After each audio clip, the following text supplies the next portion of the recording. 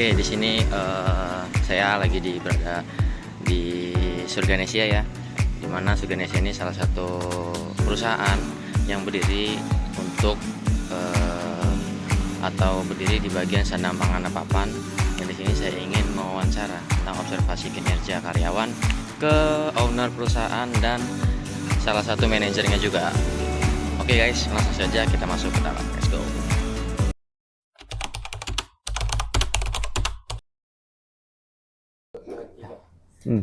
Oke teman-teman, di sini saya lagi di Surganesia Group, yang mana Surganesia Group ini dimiliki oleh Kadaus ya. Kadaus ini selaku ownernya, ini namanya Kadaus, selaku owner dari Surganesia. Yeah. Oke, ini ya, saya mau nanya tentang perusahaan Surganesia Groupnya, karena di sini saya nyelesain tugas untuk UAS kepemimpinan bisnis. Kepemimpinan bisnis. Oke, langsung ke pertanyaannya. Boleh. Untuk pertanyaannya itu apa sih Kak visi misi perusahaan dalam mengembangkan usahanya? Visi misi perusahaan dalam mengembangkan usaha biasanya itu tergantung namanya. Yeah. Nah, nama kami Surganesia Corp. Atau orang bisa sebut Surganesia Group. Yeah. Surganesia Group ini perusahaan yang bergerak di bidang sandang, pangan, dan papan. Di sandangnya kita ada Surga Kaos dan Konveksi. Kemudian di pangannya kita ada coffee shop, Paradiso namanya, yang artinya juga surga. Kemudian ada lagi kalau di papan kita ada dekorasi pengantin, kita ada Mazda Project, kita invest di Mazda Project. Kemudian satu lagi kita ada perusahaan karangan bunga, ada John Floris, ada Seragon Floris, dan ada beberapa usaha-usaha yang kami jalankan di sektor bisnis yang lain. Gitu. Itulah Surganesia Corp. Tadi pertanyaannya visi misinya ya. Nah, visi misinya sesuai dengan namanya surga. Jadi kita itu ingin bahwa apa yang kami lakukan ini mengandung keberkahan. Jadi visi misi kami bagaimana menciptakan perusahaan yang berkah, kaya manfaat. Jadi gimana caranya perusahaannya itu membawa keberkahan untuk siapa? Yang pasti untuk ownernya. Yang kedua bagi seluruh karyawan yang ada di dalamnya. Yang ketiga mungkin untuk masyarakat yang ada di sekitarnya. Itu visi misi kami. Dan visi misi itu nanti tercantum lagi di strategi kerja di tiap-tiap bidang usaha yang kami jalankan. Gitu. Pertanyaan selanjutnya itu apa strategi perusahaan Kak untuk melaksanakan untuk mengembangkan usahanya gitu? Strategi perusahaan untuk mengembangkan usaha. Rencana dan strateginya. Oke. Ada 4P yang harus dibangun dalam sebuah perusahaan agar perusahaan itu berkembang. Yang pertama itu adalah good people. Sebelum P yang selanjutnya. People-nya, setelah people baru kita mikirin produknya. Setelah kita punya produk, bagaimana cara mempromosikan, promo. Dan yang keempat baru place. Kalau price itu sebetulnya gimana segmentasinya? Kan kalau yang versi klasik kan ada produk, place, price, promotion kan. Tapi kalau saya menyisipkan ada people di dalamnya. Bagaimana caranya menciptakan people yang baik terlebih dahulu. Karena ketika people-nya itu sudah baik, maka sistemnya juga akan baik. Ketika sistemnya sudah baik, maka akan menghasilkan produk yang baik juga. Produk yang baik itu tidak akan bisa dinikmati oleh pelanggan. Pelanggan tidak repeat order kalau kita tidak mempromosikannya dengan cara yang baik. Promotion, maka harus ada good promotion. Nah, yang terakhir baru good place. Karena mau bagaimanapun pelanggan itu butuh yang namanya kenyamanan. Entah kenyamanan di tempat pelayanannya atau kenyamanan ketika mereka menikmati hidangan kalau misalkan di Paradiso, atau kenyamanan di produknya misalkan seperti itu. Produknya juga harus membuat nyaman kalau di Surga Kawas ya. Gitu. Itu tadi good people, good product.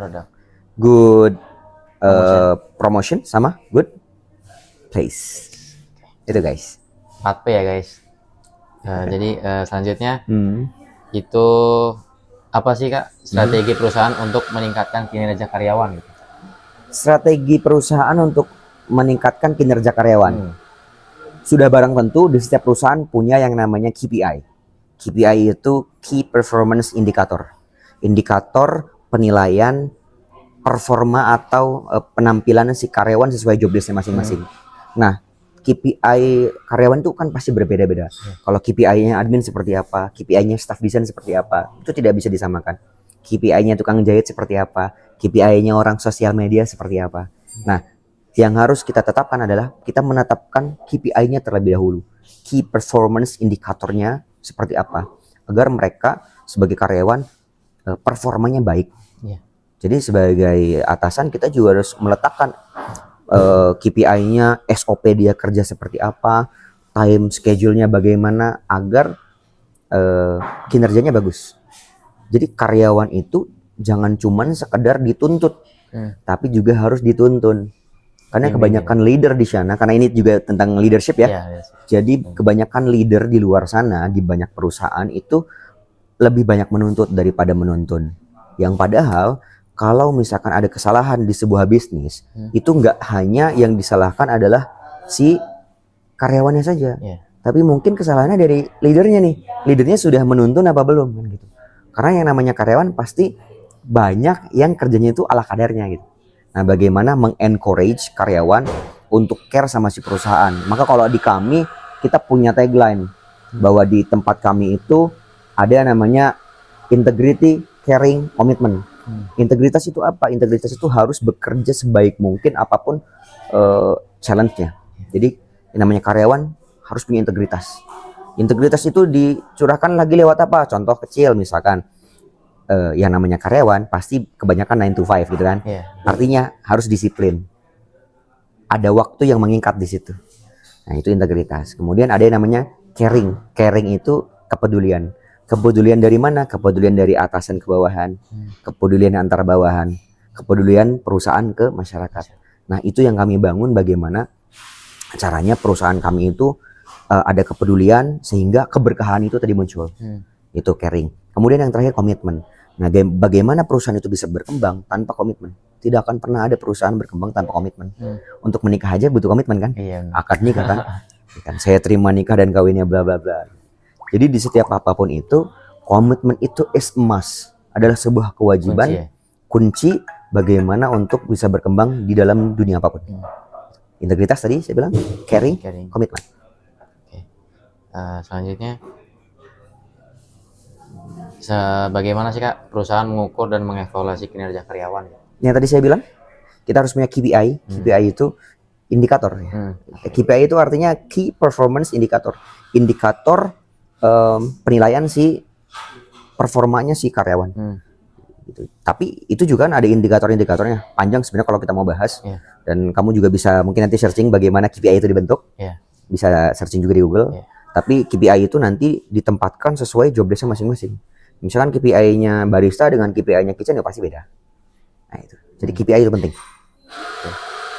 Selanjutnya, bagaimana perusahaan mengatasi kinerja karyawan yang kurang memuaskan?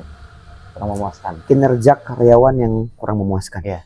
Sebelum kita menyalahkan karyawan, baiknya kita juga melihat atau nge-review terlebih dahulu, mengevaluasi apakah SOP-nya sudah sesuai dengan apa yang harus dikerjakan oleh karyawan. Barangkali SOP-nya belum tertuang gitu. Barangkali si karyawan itu belum tahu apa yang harus dikerjakan. Itu dulu. Tapi kalau misalkan memang SOP-nya sudah ada, kemudian KPI-nya untuk menilai si kinerja karyawan sudah ada, itu kan nanti akan ada hasilnya. Ada karyawan yang baik, ada karyawan yang tidak baik, atau ada karyawan yang standar-standar aja, atau ada karyawan yang best gitu kan. Maka kalau di perusahaan ada yang namanya reward and punishment. Kalau misalkan ada karyawan yang baik ya harus dikasih reward. Tapi kalau misalkan ada karyawan yang tidak baik, maka harus dikasih punishment. Dalam bentuk apa? Ada istilahnya SP1, SP2, SP3, apalagi kalau misalkan terlalu berat ya pemecatan. Maka di perusahaan itu pasti ada yang namanya turning over. Jadi pergantian karyawan itu pasti, tidak mungkin tidak. Karena seni mengelola manusia itu agak lumayan rumit. Jadi sama seperti berorganisasi gitu ya. Di dalam dunia usaha juga kita harus pintar mengelola orang. Karena orang itu kan punya otak ya, dan mungkin punya ininya masing-masing, pendirinya masing-masing. Nah, bagaimana leader itu bisa mengelola itu dengan baik. Tapi kalau misalkan memang tidak bisa klop ya jangan dipaksakan. Gitu. Selanjutnya nih Kak, apa sih tantangan yang dihadapi perusahaan dalam mengembangkan usahanya? Tantangan pasti banyak, dan pasti tantangan setiap perusahaan beda-beda. Ada yang tantangannya misalkan perusahaan itu kan macamnya banyak ya. Ada usaha mikro, kecil, menengah atau disebut UMKM. Yang kalau UMKM menurut undang-undang itu adalah yang omsetnya 4,5 miliar setahun. Di bawah 4,5 miliar itu masih dikategorikan sebagai UMKM. Ada yang perusahaan menengah, ada yang perusahaan yang korporasi besar. Pasti tiap perusahaan itu challenge-nya berbeda-beda. Kalau di perusahaan kecil biasanya challenge-nya adalah bagaimana meningkatkan penjualan. Nggak buru-buru langsung butuh challenge-nya di modal atau challenge-nya di pasar gitu kan. Challenge itu pasti beda-beda. Nah, tinggal bagaimana cara menghadapi challenge-nya. Kita harus ngaca dulu. Atau kita mengevaluasi atau menganalisa perusahaan kita itu. Nah, yang paling benar adalah kita nge-review ulang bisnis model kanvas perusahaan kita. Istilahnya BMC. Kamu pernah dengar istilah BMC? Belum sih. 9 blocks, 9 blok untuk BMC, bisnis model kanvas. Belum. Nah, PR kamu ya. Untuk PR teman-teman juga kan, ini kan buat presentasi tuh. PR teman-teman juga untuk kalau misalkan kita mau ngebangun sebuah bisnis, kita harus bikin dulu tuh BMC-nya, bisnis model kanvas. Value-nya apa, value proposition-nya apa, key partner-nya apa, key resources-nya apa, baru di bawah ada revenue sama cost. Nah, itu dibedah dulu. Kalau misalkan kita itu bisa ngebedah itu, kita bisa tahu kalau kita ke dokter sakit, kan dokter bisa mendiagnosa. Nah, kalau itu kita bisa pecahkan gitu ya. Kita bisa mendiagnosa oh, kurangnya perusahaan kita di sini. Oh, berarti challenge ini yang harus kita hadapin. Jadi bertahap gitu ya. Bertahap. Nggak akan ada yang bisa langsung mengatasinya secara menyeluruh gitu ya, nggak akan ada gitu. Pasti bertahap. Kalau misalkan masalahnya di karyawan ya di karyawan dulu selesaikan. Masalahnya di permodalan ya cari solusinya seperti apa gitu. Pertanyaan selanjutnya, gimana sih perusahaan menjaga kepuasan pelanggan gitu? Perusahaan menjaga kepuasan pelanggan yang paling utama adalah kita harus tahu dulu pelanggan itu membeli produk kita atau datang ke tempat kita itu tujuannya apa. Itu dulu yang harus kita tahu sebelum kita itu menjawab tadi untuk memuaskan pelanggan seperti apa. Ya kita harus tahu keinginannya apa. Kalau dia datang ke tempat kita keinginannya adalah bagaimana dia menikmati kenyamanan, berarti place tadi, good place harus terwujud, betul-betul terwujud. Kalau mereka datang ke tempat kita sebetulnya nggak apa-apa lah tempatnya misalkan kurang oke, tapi yang diincar sama mereka adalah rasanya. Berarti good product harus benar-benar teruji gitu loh.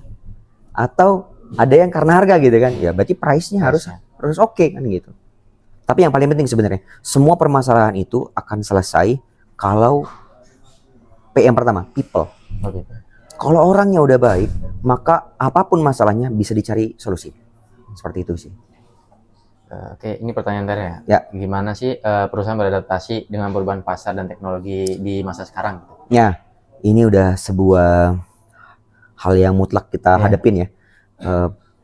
Perubahan teknologi yang akhirnya merubah pola pasar. Bukan pasarnya dulu kemudian tapi teknologi dulu berubah. Yang tadinya handphone nggak bisa ngirim gambar, sekarang bisa ngirim gambar. Bahkan sekarang video call gitu ya, bisa video call. Bahkan sekarang orang bisa pesan lewat handphone. Nah, kita sekarang harus beradaptasi dengan dunia yang seperti itu. Artinya apa? Ya kita harus nge-review lagi tadi bisnis model kanvasnya. Kita itu produk yang dimakan langsung di tempat, apa bisa dinikmati di rumah. Kita itu produk, misalkan kalau Surga Kaos, produk yang hanya ngejual kaos aja atau yang ngejual seragam untuk perusahaan. Karena pendekatan kepada marketnya berbeda. Karena perusahaan nggak mungkin juga bisa langsung pesan ke Shopee atau Tokopedia atau marketplace yang lain untuk seragam karyawan yang 2.000. Ya, banyak gitu. Nggak mungkin, pendekatannya berbeda. Maka dari itu pemetaan bisnis model kanvas itu harus dilaksanakan terlebih dahulu. Untuk kita tuh tahu, oh challenge-nya di situ berarti solusinya itu. Challenge-nya di sini, solusi ini. Nggak bisa kita menyamaratakan bahwa kemajuan teknologi juga mengubah pasar. Ada yang dirubah, ada yang enggak. Enggak semuanya bergantung kepada teknologi itu.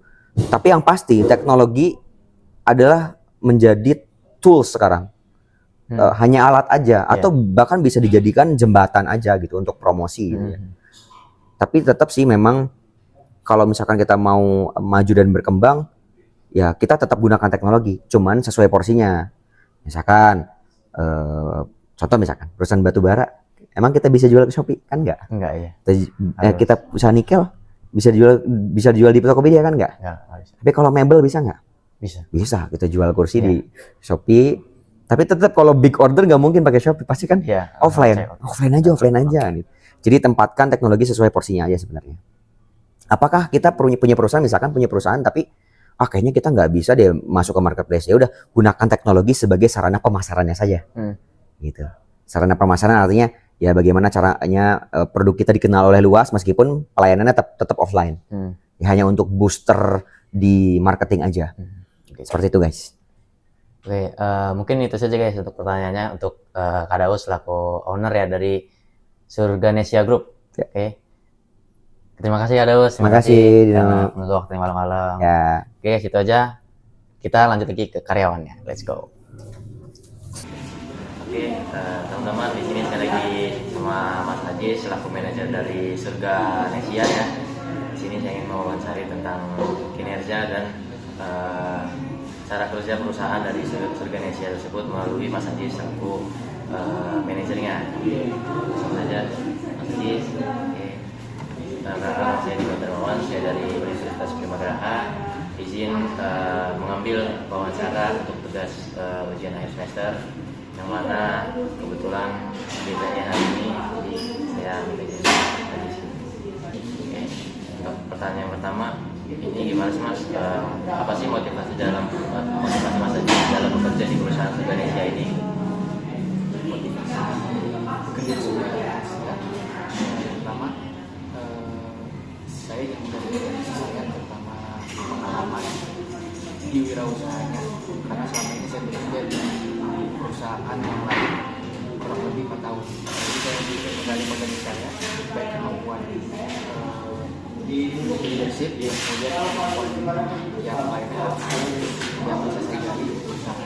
Ini saya ingin berkontribusi di perusahaan. Masuk ke pertanyaan kedua ya teman-teman. Gimana sih Mas Haji selaku manajer gitu di Surganesia memahami target kinerja atau target perusahaan dalam Mas Haji menjadi manajer? Tantangan atau target dari perusahaan, coba kita mengadaptasi. Yang pertama, karena kita bergerak di layanan jasa, artinya kita juga harus menyesuaikan dengan permintaan customer, terutama target. Kemudian kita juga untuk adaptasi menyesuaikan dengan kondisi yang ada. Jadi coba kita untuk mengenali dan juga untuk adaptasi, dan juga jadikan semua ini sebagai tantangan dari perusahaan terhadap saya juga, untuk coba menyesuaikan dengan kondisi yang ada.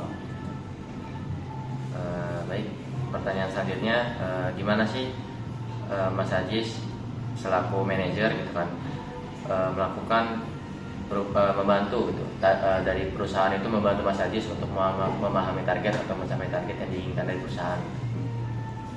Untuk memahami target dari perusahaan, sebetulnya sama dengan pertanyaan yang kedua.